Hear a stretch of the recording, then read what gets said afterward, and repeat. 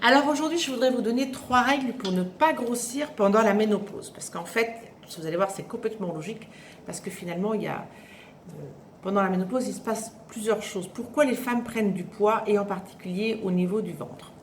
Parce qu'il faut savoir qu'à la ménopause, la masse musculaire a tendance à se réduire au profit de la masse grasse, et notamment au niveau du ventre. Donc, franchement, on est, voilà, encore une mauvaise nouvelle, je suis désolée, mais encore une mauvaise nouvelle. Mais c'est pas fini, parce que en plus de ça, on a un métabolisme souvent qui se ralentit un petit peu au niveau de la ménopause.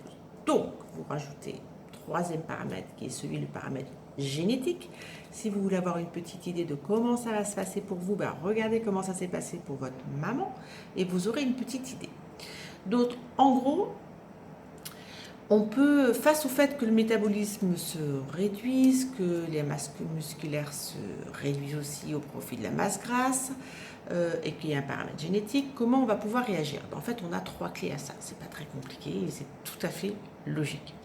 Déjà, si tout comme moi, vous ne faisiez pas de sport, parce que je ne faisais pas de sport et je ne peux pas dire que j'en fasse aujourd'hui, mais je n'aimais pas ça. Eh bien, si vous bougez votre corps, donc il y a une petite nuance entre bouger son corps et faire du sport. Moi, si vous me demandez de faire du sport, je vais vous dire non, non, non. Si vous me demandez de bouger mon corps, ça peut s'entendre. Donc, si vous bougez votre corps, ça c'est la première clé, parce que forcément, pour faire face à toute cette équation qui est là pour vous empâter, eh bien, vous allez pouvoir lutter de façon efficace en bougeant votre corps. Donc, moi, je sais que j'utilise la marche. Et franchement, c'est super. Je marche une demi-heure, 3/4 d'heure maintenant, hein, un soir sur deux, ou même je ne suis pas là avec ça, hein, si c'est que 2 fois par semaine, c'est ok aussi. Avec dans des conditions plutôt sympas, j'écoute de la musique, des conférences, enfin je m'ennuie pas du tout, et mine de rien, je bouge mon corps, et je commence à apprécier ça. Sinon, vous pouvez bouger votre corps en dansant. Là, tous les mardis, hop, moi je vais danser le rock et je vous assure que c'est. Voilà, je sais que je m'auto-arnaque le cerveau, mais c'est du sport. Donc en fait, il faut le principe pour compenser la mauvaise nouvelle, il va falloir trouver des solutions pour compenser. Donc si on bouge son corps, eh bien, forcément, on va contrarier le projet de cette ménopause avec la prise du poids. Ensuite, le deuxième conseil, c'est ne mettez pas n'importe quoi dans votre bouche et donc dans votre assiette. Parce qu'on sait quand même aujourd'hui que, voilà, à 50 ans, on n'a pas l'intention d'aller bouger les meubles toutes les 5 minutes. On ne fait pas des activités physiques qui nécessitent qu'on mangerait comme un bûcheron. Donc, on peut réduire un peu les proportions. Il ne s'agit pas de se mettre au régime parce que moi, je suis contre tout ce qui est un peu contrainte.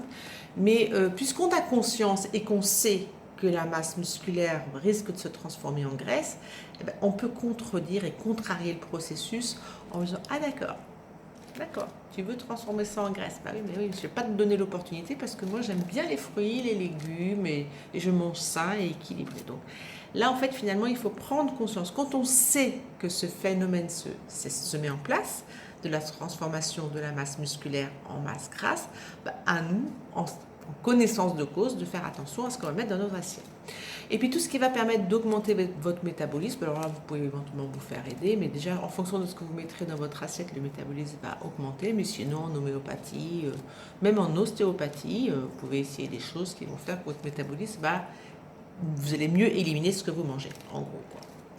Donc les 3 règles: bougez, faites attention à ce que vous mettez dans votre assiette et favorisez votre métabolisme. Et là, vous pouvez contrecarrer les plans de la ménopause qui voulaient vous faire prendre du poids.